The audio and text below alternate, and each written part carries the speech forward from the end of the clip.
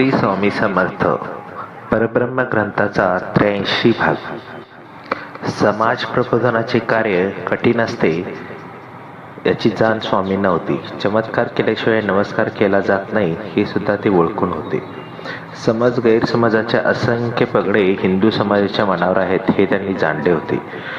धर्मप्रसाराचे कार्य करता करता त्यांना प्रत्येकाला अंतर्मुख सुद्धा करायचे होते. गर्दीतच विष्णुबुवा ब्रह्मचार्यांची पालखी येऊन थांबली. लोकांनी आदराने विष्णुबुवांची पालखीला वाट करून दिली होती. पालखीतून विष्णुबुवा उतरताच गर्दीत कुजबूज सुरू झाली होती.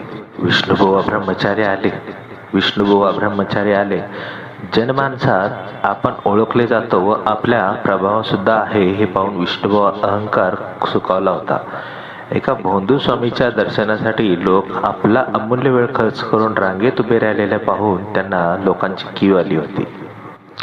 उपरणं सांभाळतच तोऱ्यात ते स्वामी समर्थांच्याकडे आले होते. त्यांची पगडी, अंगावरची उंची वस्त्रे आणि चेहऱ्यावरचा अहंकार पाहून स्वामींनी स्मित केले होते. आईये, स्वामींनी त्यांना बसण्याचा इशारा केला होता आणि विष्णुबुवा ब्रह्मचार्यांनी तुच्छतेने स्वामींच्याकडे पाहिले होते. माझ्यावर तुझ्या गोड बोलण्याचा परिणाम होणार नाही, परखडपणे ते बोलले होते. आम्ही तुझ्या मायाजालात अजिबात फसणार नाही. संपूर्ण अक्कलकोटला तू तुझ्या भजनी लावला आहेस, पण आम्ही या साऱ्यांना सिद्ध करून दाखवणार आहे की तू एक पाखंडी आहेस. विष्णुबुवाच्या वक्तव्याने सर्वांनाच राग आला होता. स्वामी मात्र हसतच होते. कोण आहेस तू? विष्णुबुवांनी स्वामींना प्रश्न केला होता आणि स्वामींनी तात्काळ उत्तर दिले. मीच राम होतो, मीच कृष्ण झालो होतो. श्रीपाद श्री वल्लभी मीच आणि नरसिंह सरस्वती ही मीच.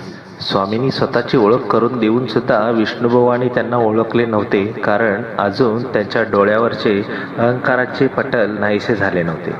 अच्छा, म्हणजे स्वतःला तू देवताचा अवतार समजतो की काय, असं भासवण्याचा तुझा प्रयत्न आहे ना? तर विष्णुबुवांनी स्वामींचा चक्क उपवास केला होता.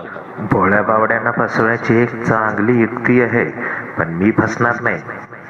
मी आता सर्वांसमक्ष तुझं पितळं उघड करतो. आता बघ, थोड्याच वेळात तुझी कशी नाचक्की करतो. यानंतर पुढील कथा आपण पुढील भागात ऐकूया. श्री स्वामी समर्थ.